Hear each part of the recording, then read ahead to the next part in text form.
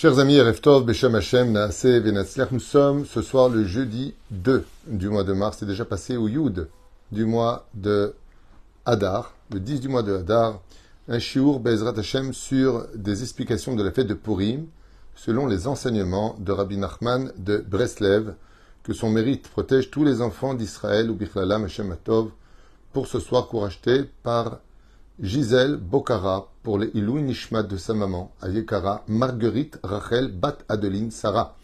Roi Hashem, Tenachena, Began Eden, Elion, puisque ce soir maintenant c'est sa Askara. Shakadosh Baruch Hu Ya'ila et Nishmata Kezor Arakia Be'ezrat Hashem Mitor Kol Bneot Israël. Et avec sa permission, il y a aussi, juste un instant, Mathilde Messaouda Bat Miriam, ce soir c'est sa Askara le 10 du mois de Hadar.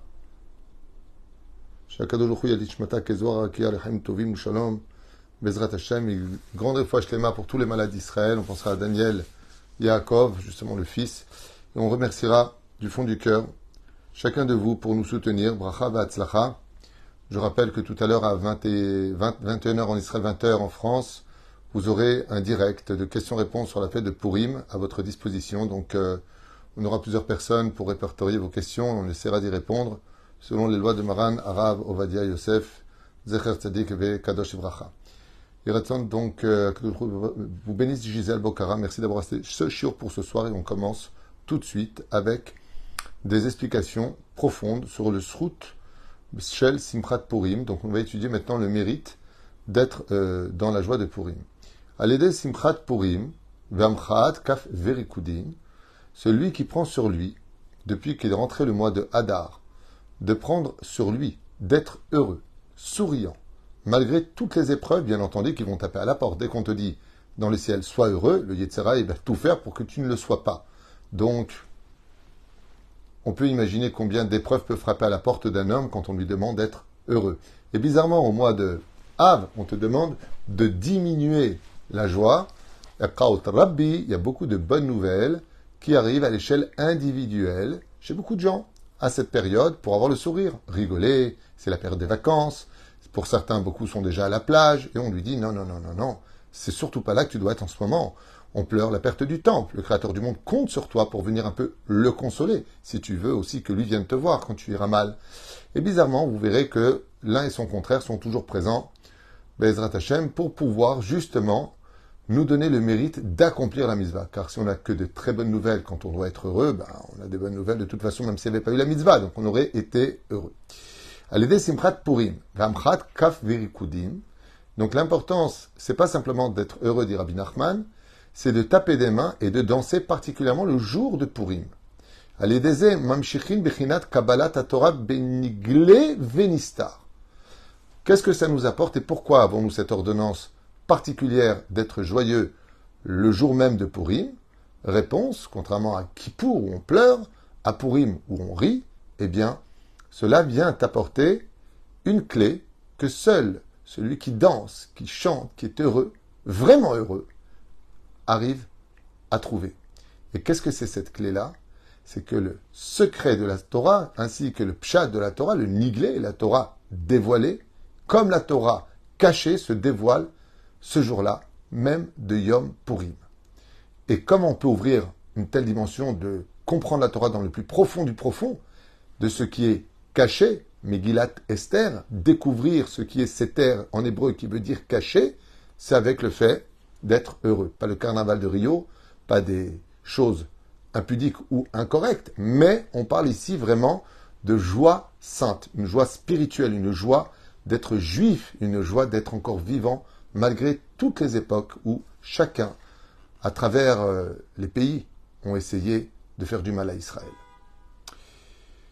Sheum Prinat Ehara Nifla Shel Mordechai ve Esther. Et pourquoi donc ces deux choses, danser et taper des mains, qui sont contre qui? Mordechai et Esther. Vezochim lekem mitzvat sfirat haomer karaouy. Et qu'est-ce qu'on y gagne? Quel est le salaire de Purim? Eh bien, le fait de faire parfaitement la mitzvah du Homer qui mène de Pessah jusqu'à Shavuot. On machnim klipot aman, amalek imach shemam. Ouah. Et ici, quelque chose de très sympathique, c'est que de toutes les clipotes qui existent, de toutes les écorces des forces du mal qui existent, aucune d'elles ne peut être plus forte que celle de Amalek. Qu'est-ce qui peut détruire la clipa d'Amalek, la joie de vivre par excellence? La vraie. Pas le sourire, salut, ça va, ouais, toi, ça va. Non. La vraie joie d'être heureux. Vous savez, comment la vie est bizarre. En arrivant ici à mon bureau pour faire mon chiour, un très bon ami m'a accompagné ici. Et il me disait, Rav Tutou, il faut que je vous parle. Je dis, je t'écoute. Il dit, oui, ça va pas du tout. Ça devient très dur au niveau du travail. Je commence un peu à baliser. Alors j'ai regardé comme ça, je lui ai dit, dis-moi juste une seule question. Une, pas deux, une. Hier, pas avant-hier, hier.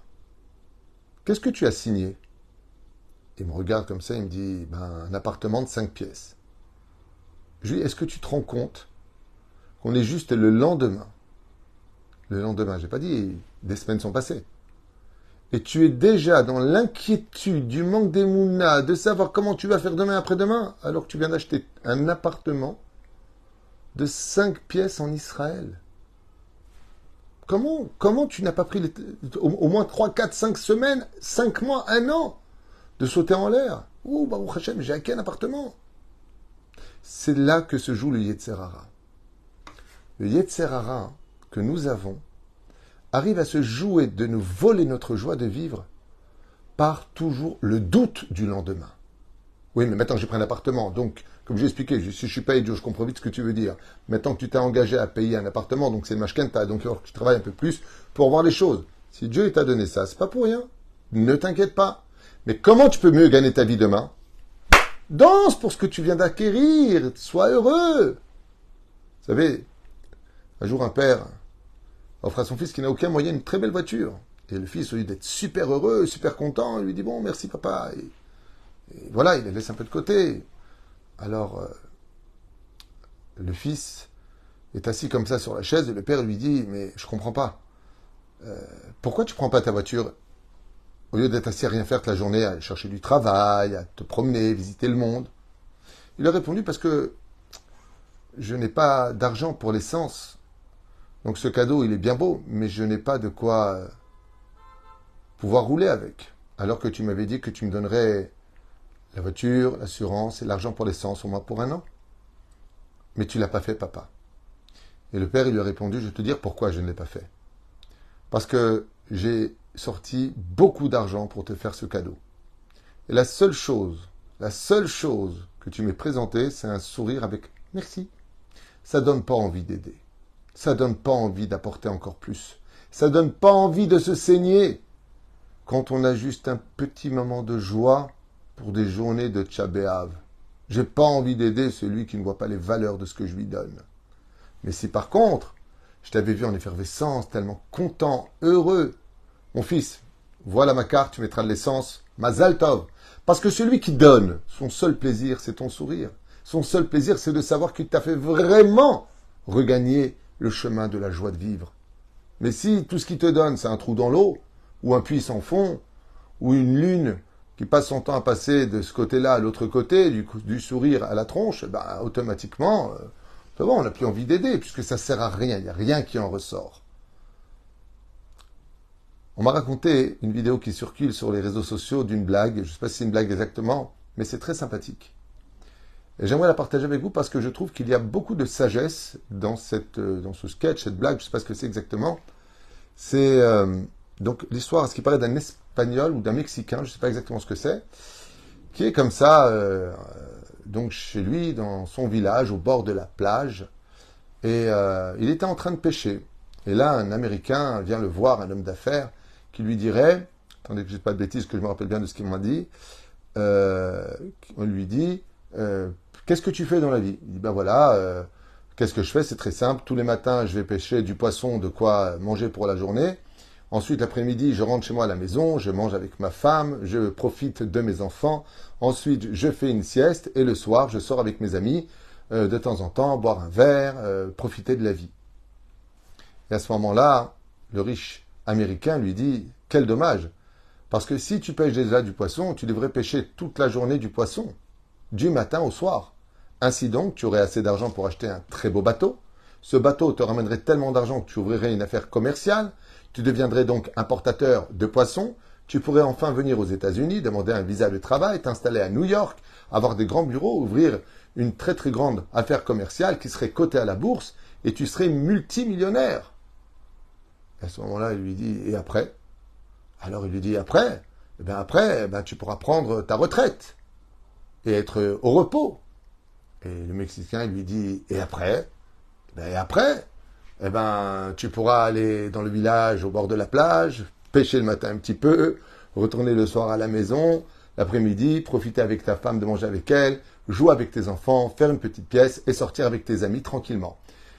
Alors, c'est une blague, c'est pas une blague, je ne sais pas ce que c'est exactement, mais c'est tellement puissant comme message. C'est-à-dire qu'on va courir après des bonheurs pour revenir très souvent au point de départ de ce qu'on avait déjà. Et on court après l'illusion. Parce que le bonheur ne se trouve que là où tu vas le fixer, que là où tu vas le vivre, ce bonheur. C'est à toi d'être le bonheur du moment présent. Et la reine, il dit ici,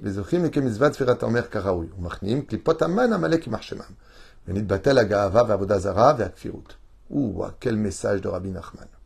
Alors écoutez bien. Par le biais du bonheur, les décrets s'annulent, la force du mal s'estompe, l'orgueil tombe. Donc on comprendra que les gens orgueilleux sont des gens tristes. L'idolâtrie s'efface de ce monde et la kfirut, le fait d'être heureux, permet de lancer comme message que seule la Torah est vraie dans le monde. Et ainsi de là s'en ressort une émouna très grande. De là on apprend que seul celui qui est vraiment heureux a de la vraie émouna.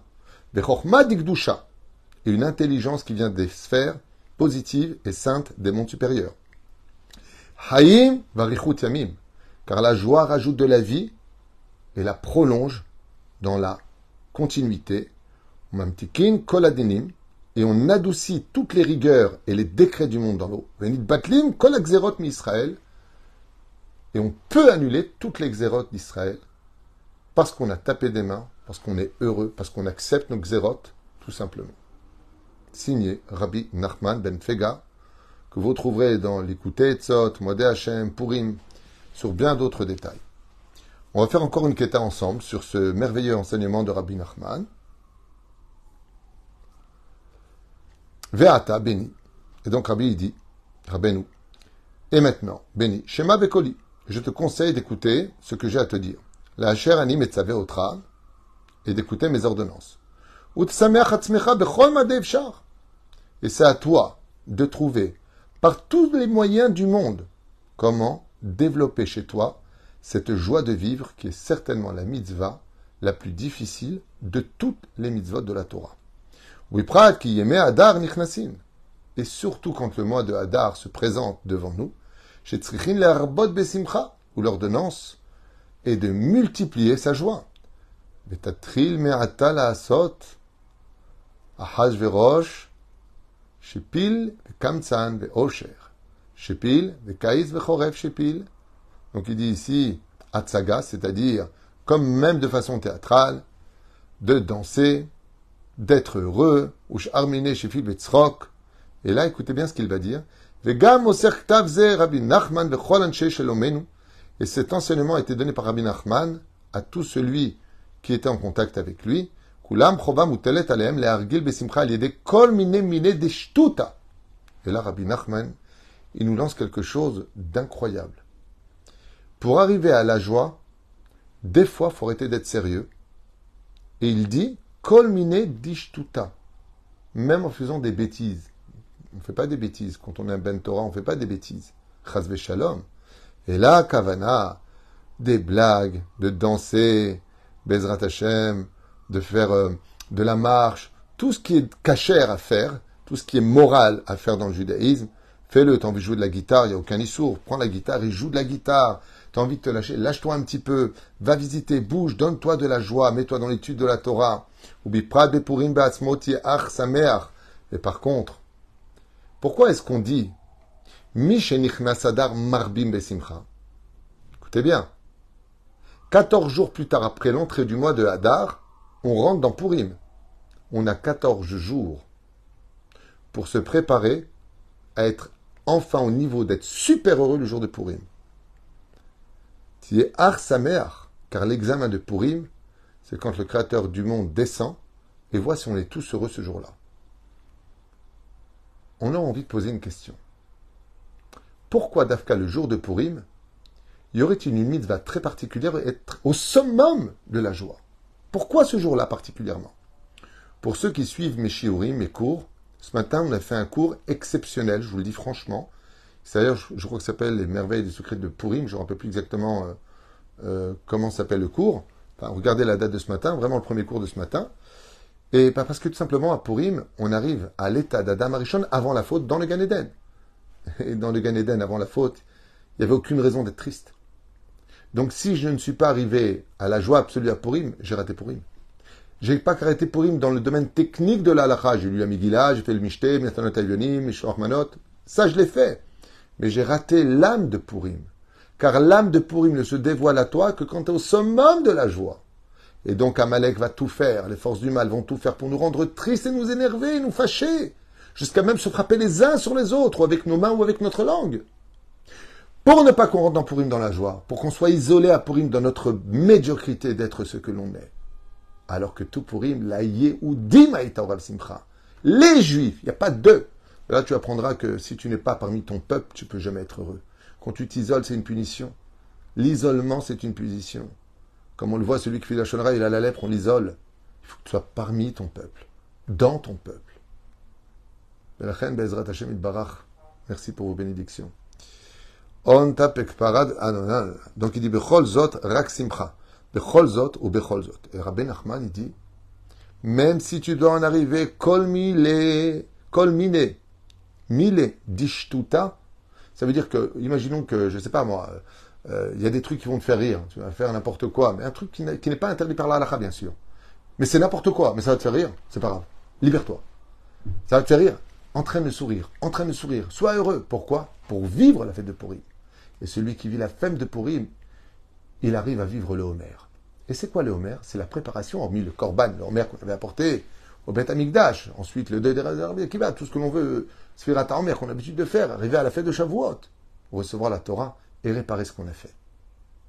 Je voudrais expliquer ça de façon très succincte et magnifique. J'espère que certains comprendront le message que je vais donner.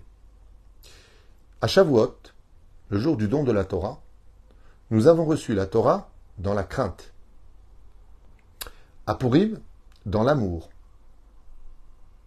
Maintenant que nous avons les deux Kabbalah, c'est-à-dire les deux réceptions de la Torah, l'une dans la crainte et l'une dans l'amour, qu'est-ce qu'on va essayer de faire pendant ces générations jusqu'à la Géoula? De recommémorer le don de la Torah dans la joie. Car quand l'amour épouse la crainte, l'enfant qui vient au monde s'appelle la joie. Simcha, qui sont les lettres du mot Chamisha. Chamisha Chumshe Torah. Chamesh Torah. Mazé Chamisha Chumshe, si vous regardez bien les lettres, ça fait Chamisha Nekeva Chumshe, c'est les lettres du mot aussi Chamesh. À partir de ce moment-là, j'ai les 5 doigts et les 5 doigts pour prendre la Torah, Kabbalat Torah. Pour arriver à cela, il va falloir que j'arrive à recevoir la Torah dans la joie. Et c'est ce qui nous manque. Je l'ai dit dans plusieurs shiurim, je le dis encore aujourd'hui. C'est vrai qu'on a beaucoup de catastrophes qui nous tombent sur la tête. C'est très dur ce qui se passe, y compris dans la ville. Hier, j'ai dû annuler mon shiur à Natania parce que les opposants à la mairie se sont fortement opposés à la construction d'une synagogue. Oui, je parle d'Israël, oui, je ne parle pas de Tombouctou, je parle en Israël. Opposés fortement à la construction d'une synagogue à Tête Vave. Donc j'ai dû annuler pour être présent, apporter ma contribution, en même temps mettre un peu les points sur les i, comme je l'ai fait, en expliquant que je ne comprenais pas pourquoi une telle... sont venus même des gens, attention, on ne veut surtout pas, on ne veut pas d'abrechim, on ne veut pas de gens qui étudient la Torah. Mais c'est grâce à la Torah que vous vivez, c'est grâce à elle que nous avons une légitimité sur notre terre. Vous savez pourquoi ces gens vivent dans l'obscurité? Parce qu'ils n'ont pas de joie. Et on les a vus hier. Ils hurlaient. Il n'y aura pas de synagogue, l'oyer, le roti, il y en a déjà assez. Ce pas des mauvaises personnes. Qu'on se comprenne bien. Ce sont des gens qui ont été éduqués de mauvaise façon et ils ont tellement de tristesse en eux qu'ils aboient leur tristesse par de mauvaises paroles.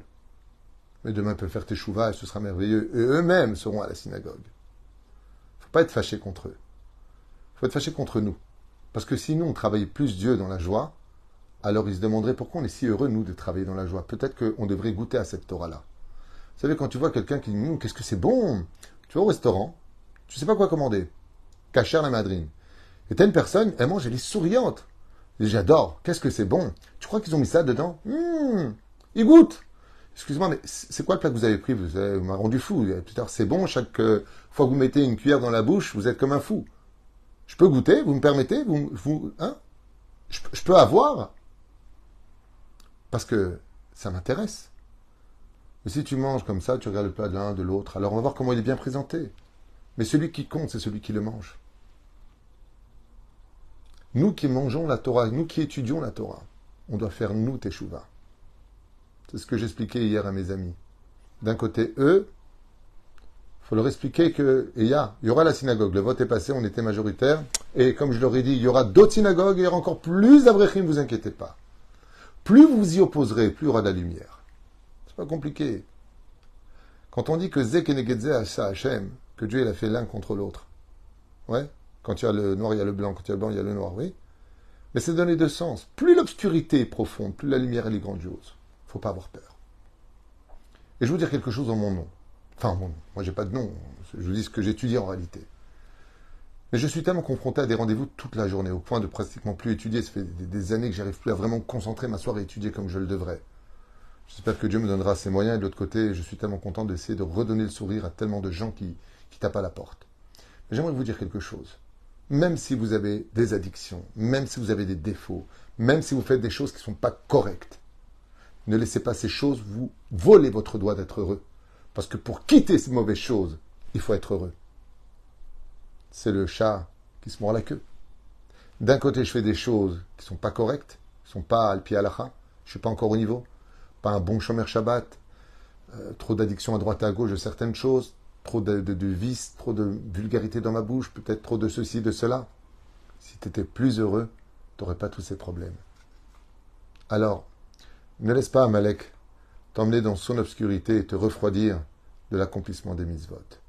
Bien sûr que tu dois regretter, bien sûr que tu dois arrêter, bien sûr que tu dois te relever de ton échec. C'est évident. Mais pour cela, une fois que tu as demandé pardon, tu as pleuré, le sourire, parce que l'accord qui te remonte du fond de ton puits, c'est ta joie de vivre. En yehush klal ba'olam. Le désespoir n'existe pas du tout. Et la fête de Purim, Vena for hu, est là pour le prouver. Toda rabba, Ezrat Hashem, Shinskei Yeshua Zenechamot, on vous attend très nombreux à 20h heure israélienne, 21h heure française, pour un question-réponse en direct avec vous sur toutes les questions de la Megillat Esther ou de, tout simplement, les halachot du jour. Bezrat Hashem, à tout à l'heure, Mikol Alev, et merci de partager les shiurim, merci de nous soutenir, merci beaucoup d'acheter des shiurim. Quelque part, j'apparais souvent parce que les shiurim sont achetés, et en même temps, ça me permet de partager avec vous le peu de temps qu'il me faut pour préparer un cours, c'est quelques instants seulement, mais c'est avec joie et avec amour que Bezrat Hashem, je le fais avec vous. J'ai eu le mérite hier matin, enfin après-midi, de rencontrer beaucoup de gens à Natania qui m'ont remercié pour les shiurim. Todara Barav Tutu, arrêtez de dire que vous en faites trop, c'est super, on adore, on apprend, on avance. Et ça, c'est le plus beau cadeau que je pouvais, moi, personnellement, recevoir. C'est de savoir que je pouvais donner de l'espoir et du sourire à tellement de gens qui me le rappellent par des messages aussi très touchants, juifs comme non-juifs d'ailleurs. Donc à vous tous, Bezrat Hashem, Chag Purim Sameach, Besmachot, Yeshuot, Venechamot. Toda Rabba.